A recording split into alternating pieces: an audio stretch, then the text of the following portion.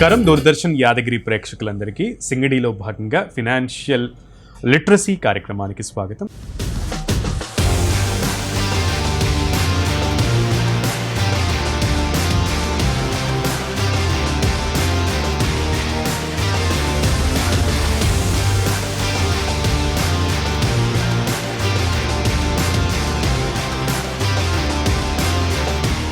Financial literacy అంటే ఆర్థిక సాక్షరత. ఈ సాక్షరత అనేది చాలామందికి ఈ రోజుల్లో ముఖ్యంగా యువతకి లేకపోవడం వల్ల అనేక అనర్థాలు చోటు చేసుకుంటున్నటువంటి పరిస్థితి. చాలామంది యువత ఆర్థిక స్వావలంబన దిశగా అడుగులు వేయాలనేటువంటి ఒక ఆలోచనతో ముందుకు వెళ్తూ ఆర్థికపరమైనటువంటి అవగాహన సరిగ్గా లేకపోవడంతో గమ్యం సరిగ్గా చేరలేక మధ్యలోనే జీవితానికి ఒక ఫుల్ స్టాప్ పెట్టి నిష్క్రమిస్తున్నటువంటి పరిస్థితులు అనేకం చూస్తున్నాం.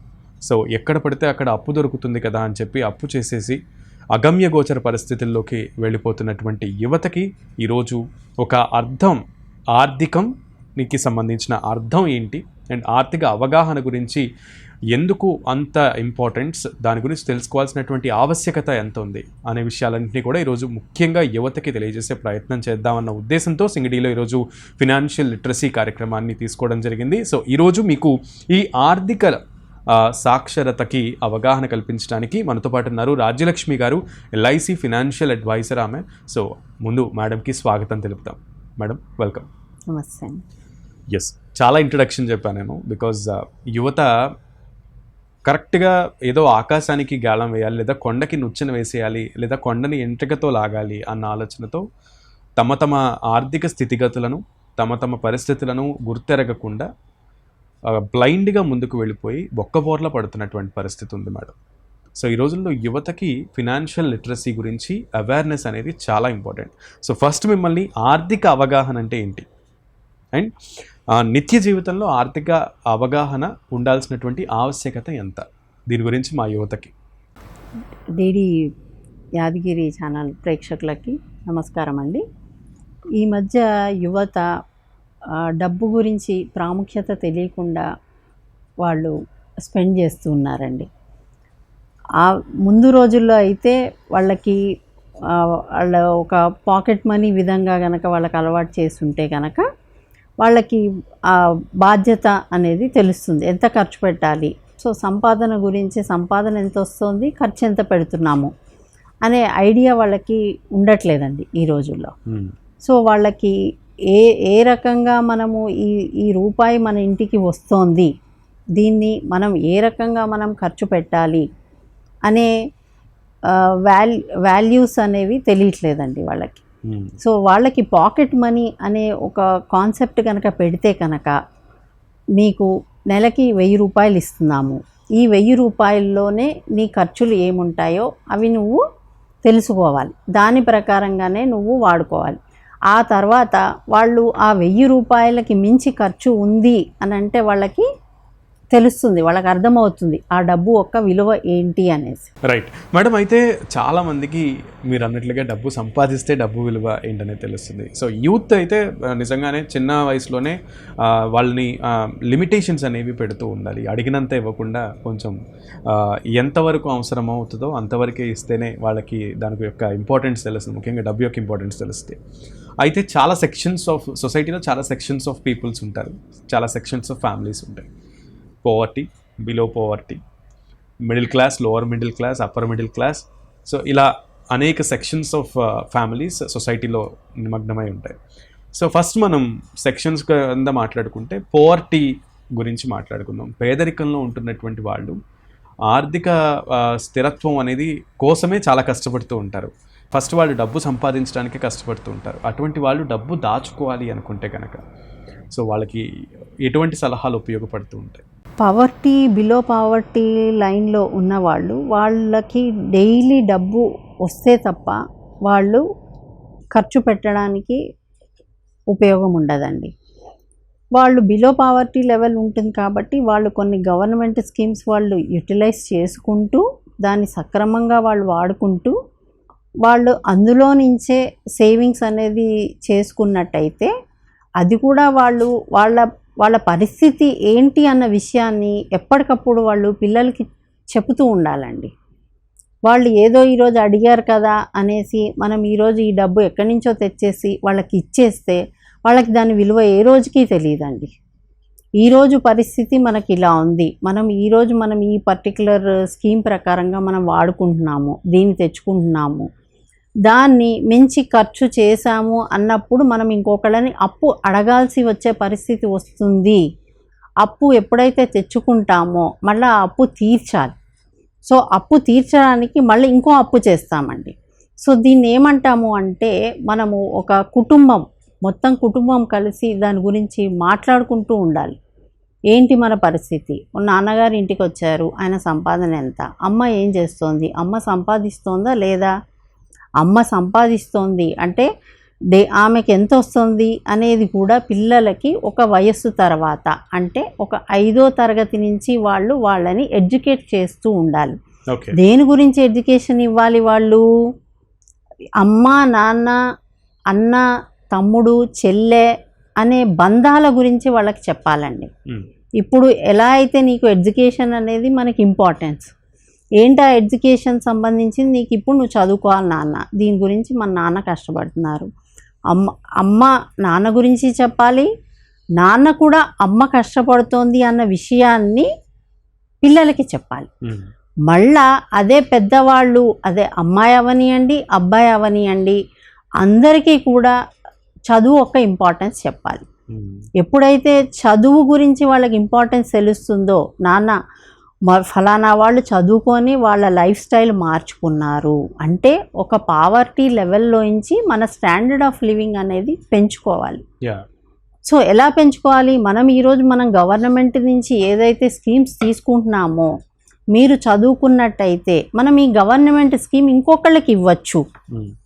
సో మీరు ఆ స్టాండర్డ్ ఆఫ్ లివింగ్ ఎలా పెంచుకోగలుగుతారు, చదువుకుంటేనే మీకు అన్నీ వస్తాయి అని మీ దాంట్లో ఉన్న వాళ్ళవే ఎగ్జాంపుల్స్ పిల్లలకి చూపిస్తూ ఏ రకంగా మీరు కష్టపడుతున్నారు అనే విషయం వాళ్ళకి ఎప్పటికప్పుడు తెలియజేస్తూ ఉండాలి.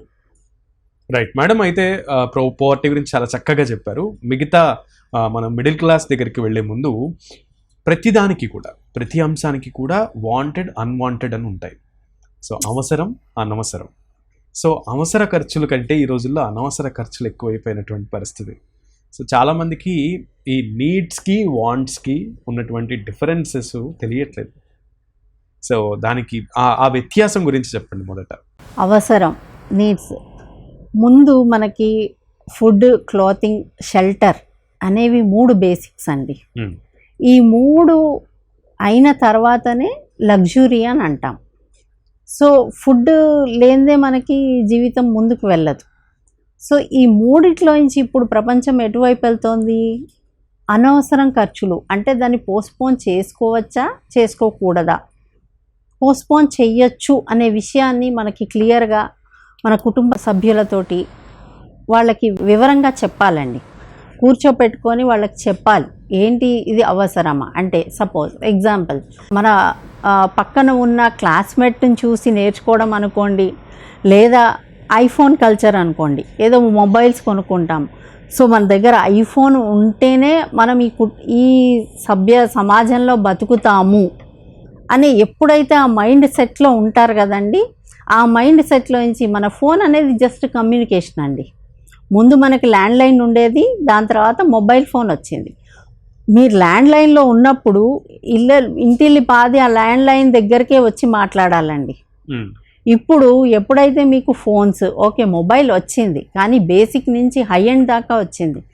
మీరు కనుక ఇతర దేశాల్లో కనుక చూస్తే, సింగపూర్ లాంటి దేశంలో కనుక చూస్తే ఈ స్మార్ట్ ఫోన్స్ ఉపయోగం అనేది ఎక్కువగా ఉంది. అది దేనికి వాడుతున్నారు అని తెలుసుకోండి. ఫస్ట్ మీకు అది తెలియాలి, అది దేనికి వాడుతున్నారు. స్మార్ట్ ఫోన్ అనేది వాళ్ళు ఒక జాబ్ కోసం వాడుతున్నారండి. మరి మీకు ఇప్పుడు ఉన్న చిన్న పిల్లల దగ్గర నుంచి వాళ్ళకి మీరు పేరెంట్స్గా మీరు కనుక బర్త్డే గిఫ్ట్గా కనుక ఒక ఐఫోన్ ఇస్తేనే నువ్వు నా తండ్రివి, నువ్వు నా తల్లివి అని ఏదైతే ఆ మైండ్ సెట్ ఉందో, అది కనుక మనకు పిల్లలకి చెప్పలేకపోతే మీ ఖర్చుల్ని ఎవరు ఆపలేరండి.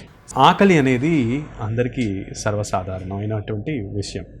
అండ్ ఆకలి విషయంలో కూడా చాలామందికి కడుపు నింపుకోవడానికి జస్ట్ తినేటువంటి ఫుడ్, ఆహారం తినేవాళ్ళు కొంతమంది ఉంటే, అసలు ఫుడ్ అనగానే number of varieties like biryani అలా. సో పెరుగన్నం తిన్నా కడుపు నిండుద్ది, కానీ బిర్యానీయే కావాలి అనుకుంటే సో ఎక్స్పెన్సెస్ చాలా. సో అవసరం దీన్ని కూడా కంపేర్ చేయొచ్చా, ఏం చెప్తారు? ఏది అవసరము అనేది, మీరు ఫుడ్ తినడం అనేది బేసిక్, అది మన పొట్ట నింపుతుంది. మీరు బిర్యానీ అనేది అది మళ్ళీ లగ్జరీలోకి వెళ్ళిపోయిందండి. ఇప్పుడు బిర్యానీ అనేది అది పెడితేనే ఫుడ్ అనేది ఒక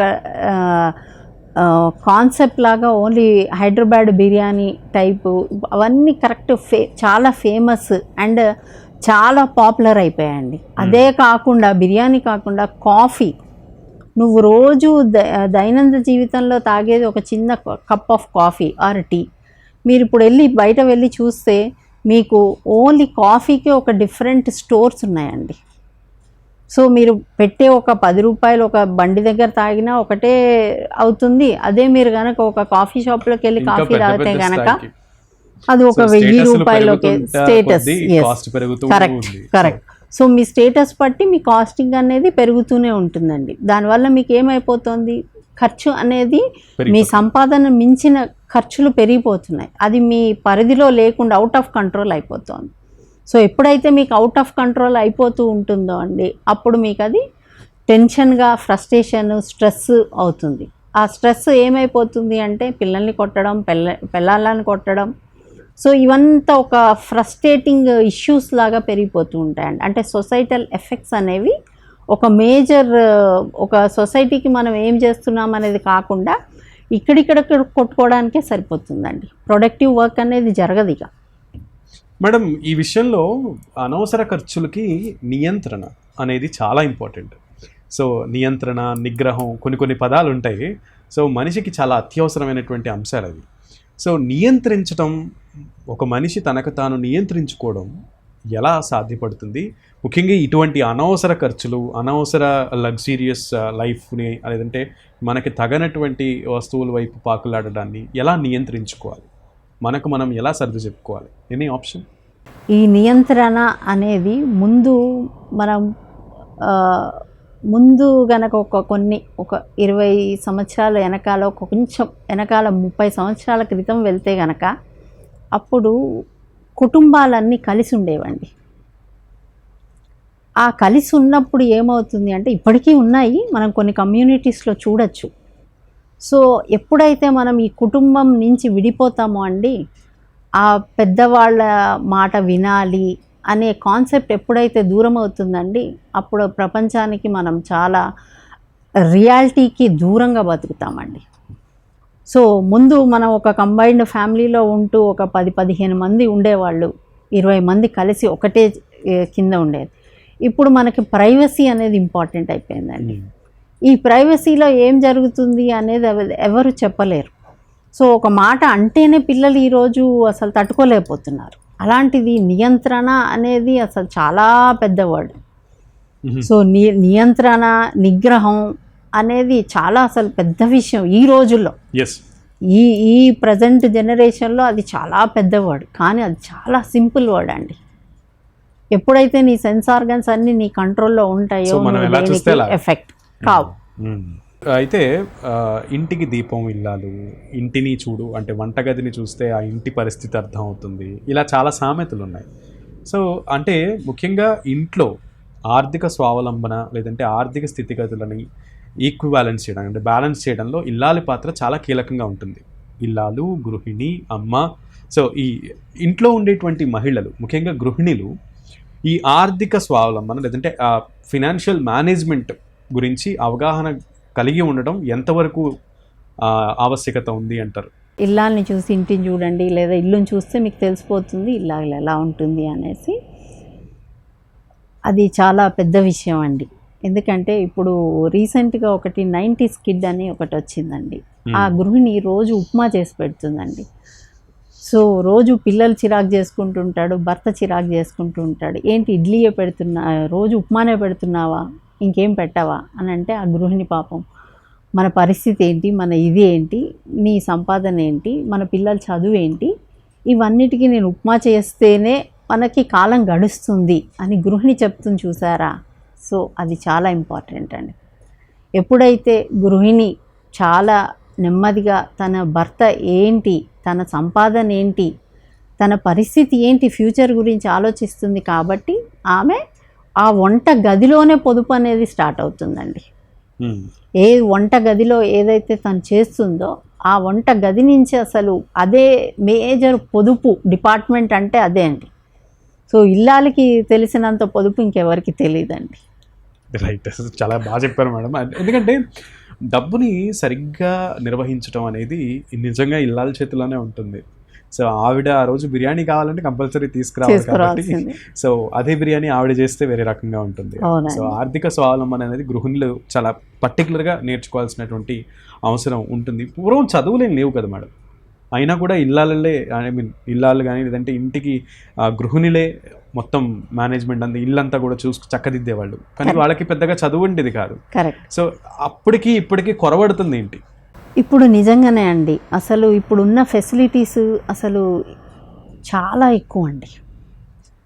ఎంత ఎక్కువ అయిపోయాయంటే అసలు ఇక్కడ ఏమైపోతుందంటే మీరు అన్నట్టు ఇల్లాలు ఏదైతే సేవింగ్ అనేది కాన్సెప్ట్ ఆమె చదువు రాకముందు ఉందో ఇప్పుడు చదువు వచ్చిన తర్వాత కూడా సేవింగ్ చేస్తుందండి ఇల్లాలు. కానీ ఇక్కడ ఏం జరుగుతుందంటే ఎప్పుడైతే లిబరేషన్ వచ్చేసిందో, ఫైనాన్షియల్ లిబరేషన్ అంటామండి దీన్ని. సో లిబరేషన్ వచ్చినప్పుడు ఏమైపోతుంది అంటే భర్త ఖర్చులు తను పెట్టుకోగలుగుతాడు, భార్య ఖర్చులు తను పెట్టుకోగలుగుతుంది, ఆ భర్త కూడా డిపెండెన్సీ తగ్గుతుంది. సో కొంచెం ఫ్రీడమ్ తోటి ఖర్చులు అనేవి పెరిగిపోతాయండి. అవి ఎంత పెరిగిపోతాయి అంటే భర్త కూడా పిల్లలకి గిఫ్ట్గా ఇవ్వగలుగుతాడు, భార్య కూడా ఇవ్వగలుగుతుంది. సో ఈ నలుగురు కలిసి ఇద్దరూ కలిసి ఒక పర్టికులర్ పాత్లో వెళ్తే తప్ప దాన్ని వాళ్ళు సరిగా యూటిలైజ్ చేయలేరండి. సో ప్రేమ అనేది కూడా ఎక్సెస్ అయిపోయింది. మేడం, డబ్బు సంపాదించడం ఒక ఎత్తు అయితే ఆ సంపాదించినటువంటి డబ్బుని సరిగ్గా నిర్వహించడం మరో ఎత్తు. సో ఈ రెండు బ్యాలెన్స్ చేయకపోతే మనిషి యొక్క జీవితం ఎంత సంపాదించినా కూడా ఉపయోగం ఉండదు. సో ఈ రెండింటికి మధ్య అంటే earning, maintaining, earning, spending, so రెండింటికి బ్యాలెన్స్ చేయడం, అసలు ఈ రెండింటికి బ్యాలెన్స్ అండ్ అలాగే ఈ రెండింటికి ఉన్న డిఫరెన్స్ తెలుసుకోవడం ఎలా? మనము సంపాదన అనేది పెద్ద ప్రాబ్లం కాదండి. ఈ రోజుల్లో ఏదో ఒక చేసి ఏదో ఒక రకంగా మనం ఇల్లు అయితే గడపగలుగుతామండి. సో దానికి ప్రాబ్లం లేదు. మీరు ఏదైతే మెయింటెనెన్స్ అన్నారు చూసారా, అక్కడ ప్రాబ్లం వస్తుందండి. ఈ మెయింటెనెన్స్ కాస్ట్లు ఎంత ఎక్కువ అయిపోయాయి అని అంటే అక్కడ దానికి నియంత్రణ, అసలు నువ్వు ఎంత సంపాదిస్తే నువ్వు ఈ మెయింటెనెన్స్ తీర్చుకోగలుగుతావు అనేది, అప్పు మీద అప్పు, అప్పు మీద అప్పు, అప్పు మీద అప్పు. అచ్చా ఈరోజు ఈ నెల గడిచిపోయింది, ఓకే డన్. ఓకే ఈ 6 నెలలు గడిచిపోయాయి, ఓకే డన్. ఈ సంవత్సరం గడిచిపోయింది, ఓకే డన్.